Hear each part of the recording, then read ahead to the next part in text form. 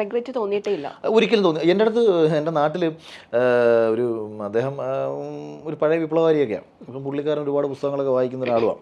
അപ്പോൾ ഒരു ദിവസം തന്നെ എന്നെ കണ്ടപ്പോൾ എൻ്റെ അടുത്ത് ഇങ്ങനെ വന്ന് പറഞ്ഞു, അഖിൽ എടേമേക്കം യു വിൽ റിഗ്രറ്റ് എന്ന് പറഞ്ഞു.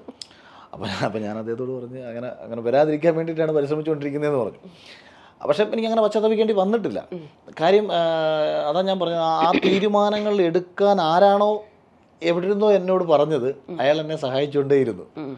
അത് ഭയങ്കര സത്യമാണ് കേട്ടോ. എല്ലാ കാര്യത്തിലും അതിങ്ങനെ എവിടെ നിന്നോ ഒരു ബാക്കപ്പ് സപ്പോർട്ട് ഞാൻ അറിയുന്നേ ഇല്ല. ഇത് പറയുമ്പോഴത്തേക്ക് ചിലപ്പം യുക്തിവാദികളൊക്കെ വന്നിട്ട് പറയാം, പിന്നെ എടാ ഒന്നുകിൽ നീ നിൻ്റെ കഴിവുകൊണ്ട് രക്ഷപ്പെട്ടേന്ന് പറയും, അല്ലെങ്കിൽ ഇങ്ങനെ അല്ല. അതെനിക്ക് നല്ലോണം അറിയാം. ഇപ്പം നമ്മൾ സിനിമയുടെ ഒരു ഷൂട്ട് നടന്നുകൊണ്ടിരിക്കുന്ന സമയത്ത് ദൈവമേ ഒന്ന് കാറ്റടിച്ചിരുന്നെങ്കിൽ, ഈ കാറ്റിനെ നിയന്ത്രിക്കുന്നത് ഞാനല്ലല്ലോ. അപ്പം അത് ഞാൻ നിസ്സാര കാര്യം പറഞ്ഞു. അല്ലെങ്കിൽ ഇന്നത്തെ ദിവസം മഴ പെയ്യാതിരുന്നെങ്കിൽ, ഇന്ന് നല്ല ലൈറ്റ് കിട്ടിയിരുന്നെങ്കിൽ, അതായത് ഈ സിനിമ പോലുള്ള അല്ലെങ്കിൽ ഇത്തരം മേഖലകൾക്ക് മറ്റുള്ള ഘടകങ്ങൾ, പ്രകൃതി എന്ന് പറയുന്നൊരു ഘടകം കൂടി നമ്മളെ സപ്പോർട്ട് ചെയ്യണം. ഒരുപാട് നിർമ്മാതാക്കളും ഒരുപാട് സംവിധായകരും ഈ നേച്ചറിൻ്റെ സപ്പോർട്ട് കിട്ടാതെ വന്നിട്ട് പരാജയങ്ങൾ അനുഭവിച്ചിട്ടുള്ള ആൾക്കാരുണ്ട്. അപ്പോൾ അതായത് ഇതിപ്പോൾ എല്ലാവർക്കും ഇത് കിട്ടണമെന്നൊന്നും ഞാൻ പറയുന്നില്ല. പക്ഷേ അത്തരം ചില ബാഹ്യശക്തികളുടെ സപ്പോർട്ടുകൾ പലപ്പോഴും എനിക്ക് കിട്ടിയിട്ടുണ്ടെന്ന് എനിക്ക് പലപ്പോഴും തോന്നിയിട്ടുണ്ട്. ഞാൻ കാണിച്ച അഹങ്കാരത്തിന് എന്നെ പണ്ടേ നാട്ടുകാർ തല്ലിക്കൊള്ളണ്ട. അല്ല, സീരിയസ്ലി. എന്ന് വെച്ചാൽ ആ രീതിയിൽ ഞാനിങ്ങനെ വെച്ചാൽ ഒരു കയ്യിലൊരു ഒന്നുമില്ലാത്തവൻ്റെ ഒരു അപാര കോൺഫിഡൻസിൽ പോയിട്ട് ആവശ്യമുള്ള ഇതിനും ഇല്ലാത്തതിനുമൊക്കെ വലിയ വലിയ കക്ഷികളുമായിട്ട് വലിയ പ്രശ്നങ്ങളുണ്ടാക്കി രാത്രിയിലൊക്കെ ഏത് നിമിഷവും ഒരാൾ നമ്മളെ മുട്ടുകാല് തല്ലി ഓടിക്കാൻ പറ്റുന്ന സാഹചര്യങ്ങളിലൂടെ കടന്നു പോയിക്കൊണ്ടിരുന്ന മൊത്തം ആ സമയത്ത് എൻ്റെ കയ്യിലിരിപ്പിന് അതിൽ നിന്നൊക്കെ എന്നെ ആര് രക്ഷിച്ചെന്ന് എനിക്കറിയത്തില്ല. ഞാൻ പലപ്പോഴും കയറി പല പ്രശ്നങ്ങളും പലയിടത്തും ഉണ്ടാക്കിയിട്ടുള്ള സമയത്തും എനിക്ക് എന്തുകൊണ്ട് വലിയ വലിയ കേസുകൾ വന്നിട്ടില്ല. കാരണം വലിയ കേസുകൾ വരത്തക്ക പ്രശ്നങ്ങളിൽ പോയി ഞാൻ ചാടിയിട്ടുണ്ട്. പക്ഷേ എവിടെ നിന്നോ അവിടെ നിന്നൊക്കെ എന്നെ ഇങ്ങനെ രക്ഷിച്ചുകൊണ്ട് പോയിക്കൊണ്ടേയിരുന്നു. അതായത് ഒരു നമ്മുടെ ജീവിതം തകരത്തക്ക ഒരു ലോക്കിലേക്ക് ഞാൻ പോയി പെട്ടിട്ടില്ല. പക്ഷെ പെടത്തക്ക സാഹചര്യങ്ങളിലൂടെയായിരുന്നു കടന്നു പോയിക്കൊണ്ടിരുന്നത്. പക്ഷേ ഈ പറഞ്ഞ കണക്ക് ഈ തട്ടിപ്പും വെട്ടിപ്പും രീതിയിൽ പൈസ ഉണ്ടാക്കുന്ന പല ആൾക്കാരും പല രീതിയിലും നമ്മളെ സമീപിച്ചിട്ടുണ്ട്. ഒരു ദുർബല നിമിഷത്തിൽ ഇനിയിപ്പോൾ ആരാലോചിക്കാനാണ്, ഇതിപ്പോൾ എന്നാൽ പിന്നെ അങ്ങ് പോയേക്കാം. 2012 ഒക്കെ ഒരു പെൺകുട്ടി എനിക്ക് അന്ന് ഇൻസ്റ്റാഗ്രാം അല്ല ഫേസ്ബുക്കിൽ മെസ്സേജ് അയച്ചാൽ അതായത് എന്നാൽ ഇച്ചിരി ഒന്ന് സൊള്ളിയേക്കാം എന്നുള്ള ചിന്തയിൽ തിരിച്ച് റിപ്ലൈ കൊടുക്കാൻ പോകുമ്പോൾ ഞാൻ ഫസ്റ്റ് ചിന്തിക്കുന്നത് 2020 രക്ഷപ്പെടും. അപ്പോൾ ഇവർ സ്ക്രീൻഷോട്ടും കൊണ്ട് വന്നാലോ, വേണ്ട കൊടുക്കത്തില്ല.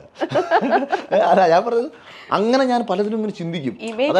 ഇമേജ് കോൺഷ്യസ് എന്ന് പറഞ്ഞാൽ അതായത് ഭാവിയിൽ നമ്മൾ എന്തെങ്കിലുമൊക്കെ ആയി മാറേണ്ട ഒരാളാണെന്നും അതുകൊണ്ട് ഒരുപാട് മുൻകരുതലുകൾ എടുത്തുകൊണ്ടിരിക്കണം. ഇത് പറയുമ്പോൾ ആ സമയത്ത് ഞാനൊന്നും അല്ല. പക്ഷേ അത് ഗുണം ചെയ്ത് എപ്പോഴാണെന്നറിയാം. ഇപ്പോൾ നിങ്ങൾ ആലോചിച്ച് വേണം, നമ്മൾ ബിഗ് ബോസിൽ വരുമ്പോൾ നമുക്കൊരു ഭയങ്കര ഹേറ്റേഴ്സ് പുറത്ത് സൃഷ്ടിക്കപ്പെടും. ഈ ഇന്നലകളിൽ അല്ലെങ്കിൽ 10 വർഷങ്ങൾക്ക് 15 വർഷങ്ങൾക്ക് മുമ്പ് നമ്മൾ ചെയ്തിട്ടുള്ള പല തെമ്മാടിത്തരങ്ങളും പുറത്തു വരാൻ ഭയങ്കരമായ സാഹചര്യം ഒരുക്കത്തക്ക ഒരു സ്ഥലത്തേക്കാണ് നമ്മൾ കയറി പോകുന്നത്. അപ്പോൾ എന്തുകൊണ്ട് അത് വരാതിരുന്നു എന്ന് ചോദിച്ചാൽ വരാനൊന്നുമില്ല. ഇപ്പോഴും എനിക്ക് ശത്രുക്കളായിട്ടുള്ള ആൾക്കാർ പലതും പറയുമ്പോഴും അല്ലെങ്കിൽ ഞാൻ വളരെ കോൺഫിഡൻ്റ് ആയിട്ട് പല കാര്യങ്ങൾ സംസാരിക്കുമ്പോഴും നമ്മുടെ ധൈര്യം എന്ന് പറയുന്നത് അറിഞ്ഞുകൊണ്ട് ഒരാളെയും ചതിച്ചോ പറ്റിച്ചോ മറ്റു രീതിയിലോ അല്ല അനധികൃതമായിട്ടോ ഒന്നും ചെയ്യാത്തതുകൊണ്ടാണ്. അല്ലാതെ എവിടെ നിന്ന് ധൈര്യം വരും? പലരും നിശബ്ദത പാലിക്കുന്നത് എന്തുകൊണ്ടാണ്? അവർക്ക് നഷ്ടപ്പെടാനുണ്ട്, അല്ലെങ്കിൽ അവർക്ക് മറ്റു പലതും പുറത്തു വരും എന്നുള്ളൊരു ഭയമൊക്കെ കൊണ്ടാണ്. അങ്ങനെ സ്ട്രെയിറ്റ് ആയിട്ട് ജീവിച്ചതും ഈ തീരുമാനങ്ങൾ എടുത്തപ്പോൾ ആ എടുത്ത തീരുമാനങ്ങളെ സപ്പോർട്ട് ചെയ്യുന്ന പ്രവൃത്തിയും കൂടെ ഉണ്ടാവണം. അല്ലെങ്കിൽ സക്സസ് ആവാൻ പറ്റില്ല. പല ആൾക്കാർക്കും തീരുമാനമൊക്കെ എടുക്കാൻ പറ്റും, പ്രവർത്തിക്കത്തില്ല. പ്രവർത്തിക്കുക എന്ന് പറയുന്നിടത്തൊരു പ്രധാനപ്പെട്ട കാര്യമാണ്. പ്രവർത്തിക്കുക എന്ന് പറഞ്ഞാൽ ഭയങ്കര കഷ്ടപ്പെടുക എന്ന് പറയുന്നതല്ല കേട്ടോ. ഇപ്പോൾ ചില ആൾക്കാരുടെ ധാരണയുണ്ട്, രാവിലെ തൊട്ട് വൈകുന്നേരം വരെ പാറമടയിൽ പണിയെടുക്കുന്ന ഒരാൾ കഷ്ടപ്പെടുകയാണ്. അല്ല, ഒന്ന് അധ്വാനിച്ച് പെരുവെയിലത്തിൽ നിന്ന് പാറ പൊട്ടിക്കുന്നു, അയാൾക്ക് 1500 ശമ്പളമേ കിട്ടത്തുള്ളൂ. 1 മണിക്കൂർ ഒരാൾ പോയി പഠിപ്പിച്ചാൽ അയാൾക്ക് 1500 ചിലപ്പോൾ കിട്ടും. ഒരു മാസത്തിൽ ഒരു വസ്തു കച്ചവടം ചെയ്യുന്ന ഒരു റിയൽ എസ്റ്റേറ്റ് ബ്രോക്കർക്ക് ചിലപ്പം 1.5 ലക്ഷം മുതൽ 15 ലക്ഷം വരെ കിട്ടാം, അല്ലെങ്കിൽ 1.5 കോടിയും കിട്ടാം. മറ്റേവൻ തട്ടിച്ചും പിടിച്ചും ഉണ്ടാക്കിയ പൈസയൊന്നും അല്ലത്. അവൻ്റെ തലച്ചോറിനെ എങ്ങനെ ഫലപ്രദമായി ഉപയോഗിക്കണം എന്നുള്ളതിൻ്റെ ഫലമായിട്ടാണ് അവൻ ഈ 1.5 കോടി അല്ലെങ്കിൽ 15 ലക്ഷം ഉണ്ടാക്കുന്നത്. ഒരു അധ്യാപകൻ അയാളുടെ കഴിവിനനുസരിച്ച് അയാൾ ഒരു മണിക്കൂറിൽ 1500 ഉണ്ടാക്കുമ്പോൾ നമ്മൾ ഈ പറഞ്ഞ ഒരു പാറമടയിൽ പാറ പൊട്ടിക്കുന്ന ഒരാൾക്ക് അയാൾ ഫിസിക്കലി അധ്വാനം എടുക്കുന്നു, അയാൾക്ക് 1500 ഉണ്ടാക്കാൻ പറ്റില്ല. 3 പേരും അധ്വാനിക്കുക, 3 തലത്തിലാണെന്നുള്ളതേ ഉള്ളൂ. അതുകൊണ്ട് ഇപ്പം നീ എന്ത് കഷ്ടപ്പെട്ടു? എന്നെക്കാളും കഷ്ടപ്പെടുന്ന എത്രയോ പേരുണ്ട്. 18 വർഷവും 20 വർഷമൊക്കെ മലയാള സിനിമയിൽ കിടന്ന് കഷ്ടപ്പെട്ടിട്ട് ഒരു സിനിമ പോലും സംവിധാനം ചെയ്യാൻ പറ്റാതെ ഇന്നും ജീവിതത്തിലൊന്നും ആകാൻ പറ്റാത്ത നിരവധി ആൾക്കാരുണ്ട്. പക്ഷേ അവർക്ക് പറ്റിയൊരു ചെറിയ പ്രശ്നം എന്താണെന്ന് ചോദിച്ചാൽ ഈ കഷ്ടപ്പെടുക എന്നുള്ളതല്ല, ഒരു കാര്യത്തിന് വേണ്ടിയിട്ട് നമ്മൾ എന്ത് ചെയ്യണം അത് ചെയ്യുക എന്നുള്ളതാണ്. പിന്നെ നമ്മൾ തിരിച്ചറിയുക കൂടി വേണം. അതായത് നമ്മളെ കൊണ്ട് പറ്റുമോ. ഇപ്പം ഞാനൊരു തീരുമാനം നേരത്തെ എടുത്തിട്ടുണ്ടെന്നാണ്. ഞാൻ ഇതൊക്കെ പറയുമ്പോഴും 35 വയസ്സ് ഞാൻ എടുത്തൊരു ഡിസിഷനാണ്. 35 വയസ്സ് ഒരു ഡെഡ് ലൈൻ ആക്കി ഇട്ടു.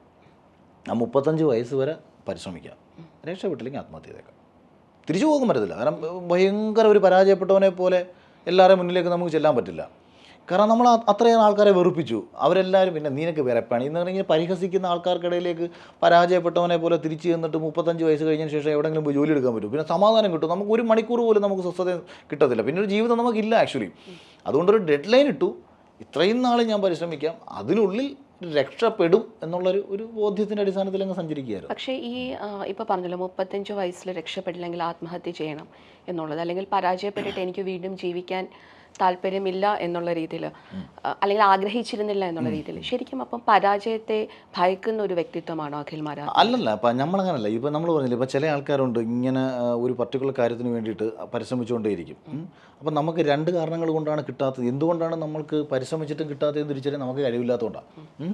അത് നമ്മൾ മനസ്സിലാക്കണ്ടേ. ഇപ്പോൾ എൻ്റെ കയ്യിലൊരു കഥയുണ്ട്, ഇതെന്തോ ഗംഭീര കഥയാണ്, ഇത് സിനിമയാക്കാമെന്ന് കരുതി നമ്മളെല്ലാവരെയും പോയി കാണുന്നു. അത് ഒരിക്കലും നടക്കത്തില്ല എന്നുണ്ടെന്നുണ്ടെങ്കിൽ കുറേ കാലം കഴിയുമ്പോൾ മനസ്സിലാക്കണം എന്തോ ഒരു കുഴപ്പം നമുക്കുണ്ട്.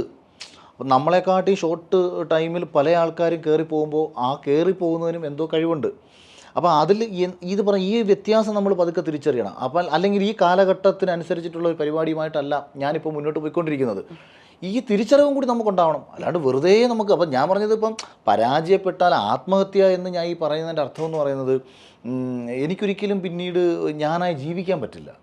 അതായത് ഞാനെന്ന് പറയുന്ന ഒരാളുടെ പൂർണ്ണത ആയി എന്ന് ഞാൻ വിശ്വസിക്കുകയാണ് അവിടെ. കാരണം അതായത് ഞാൻ എപ്പോഴും പറയുന്നൊരു കാര്യമാണ്, ഒരു മനുഷ്യൻ ജീവിച്ചിരിക്കുന്നത് കൊണ്ട് ഒന്നുകിൽ സമൂഹത്തിന് ഗുണമുണ്ടാവണം, അല്ലെങ്കിൽ കുടുംബത്തിന് ഗുണമുണ്ടാവണം, അല്ലെങ്കിൽ സുഹൃത്തുക്കൾക്ക് ഗുണമുണ്ടാവണം, ഒരാൾക്കെങ്കിലും ഗുണമുണ്ടാവണം, അതും അല്ലെങ്കിൽ അവനവനെങ്കിലും ഗുണമുണ്ടാവണം. ഇതൊന്നുമില്ലെങ്കിൽ ഭൂമിക്ക് ഭാരമല്ലേ. ഒരാൾ ജീവിച്ചിരിക്കുന്നതുകൊണ്ട് ഒരു പ്രയോജനവും ഇല്ലെങ്കിൽ അയാളുടെ ശരീരം ഭൂമിക്ക് ഭാരം തന്നെയാണെന്നാണ് ഞാൻ വിശ്വസിക്കുന്നത്. അതായത് അവനവനെങ്കിലും സന്തോഷം, ഈ ജീവിതം കൊണ്ട് അവനവനെങ്കിലും സന്തോഷം കണ്ടെത്താൻ കഴിയുമെങ്കിൽ. പക്ഷേ എന്നെ സംബന്ധിച്ച് നമ്മൾ അങ്ങനെ സഞ്ചരിച്ച ഒരാളായതുകൊണ്ടും അതായത് പലരുടെ മുന്നിലും വെല്ലുവിളിച്ചും ആകും എടുക്കും എന്നൊക്കെ പറഞ്ഞ് അന്നേരം അവരെല്ലാവരും നമ്മുടെ അടുത്ത് പറയും, ഇത് നിനക്ക് വേറെ പണിയില്ല, നീ നന്നായിട്ട് പഠിക്കുമായിരുന്നല്ലോ, നിനക്ക് ജോലിക്ക് വെക്കൂടെ, നിനക്ക് പണ്ട് PSC എഴുതി കിട്ടിയല്ലോ, നിനക്ക് ജോലിക്ക് വെക്കൂടെ, അല്ലെങ്കിൽ നിനക്ക് മെഡിക്കൽ ഡിപ്പാർട്ട് വർക്ക് ചെയ്തു നല്ല ശമ്പളം ഉണ്ടായിരുന്നു, നീ വിചാരിച്ച നല്ല ശമ്പളം കിട്ടും, അത് കിട്ടും, ഇത് കിട്ടും, അങ്ങനെ പലരും പറഞ്ഞ് നമ്മളെ ഉപദേശിച്ചുകൊണ്ട് ഈ ഉപദേശങ്ങൾ തള്ളിപ്പറഞ്ഞുകൊണ്ടിരിക്കുമ്പോൾ അവർ വിചാരിക്കുന്നത് അവർ വിജയിക്കണമെങ്കിൽ എന്ത് വേണം, ഞാൻ നശിക്കണം. ഞാൻ വിജയിച്ചാൽ അവരുടെ ഉപദേശങ്ങൾ പരാജയപ്പെടുകയും ഞാൻ സക്സസ് ആവുകയും ചെയ്യുമ്പോൾ അവരുടെ ഉള്ളിൻ്റെ ഉള്ളിൽ ഈവൻ നശിച്ച് നാരായണക്കല്ലടിച്ച് നമ്മളെ മുന്നിൽ വന്ന് നിന്നിട്ട് പറയണം, നിങ്ങളൊക്കെ പറഞ്ഞതായിരുന്നു ശരി, ഞാൻ കാണിച്ചത് മണ്ടത്തരമായിപ്പോയി. അത് പറയാൻ ഞാൻ ഒരിക്കലില്ല. എൻ്റെ തീരുമാനം വിജയിക്കണം എന്ന് തന്നെ ഉറച്ച് വിശ്വസിച്ച് മുന്നോട്ട് പോകുമ്പോൾ ആ തീരുമാനം പരാജയപ്പെടാതിരിക്കാൻ വേണ്ടി പ്രവർത്തിച്ചുകൊണ്ടേയിരുന്നു. വൺസ് പരാജയപ്പെട്ടാൽ പിന്നീട് ഇവരാരുടെ മുന്നിൽ പോയി അവരെ ഫേസ് ചെയ്യാനുള്ളൊരു ധൈര്യമൊന്നും, ആ ധൈര്യം എനിക്കില്ലായിരുന്നു.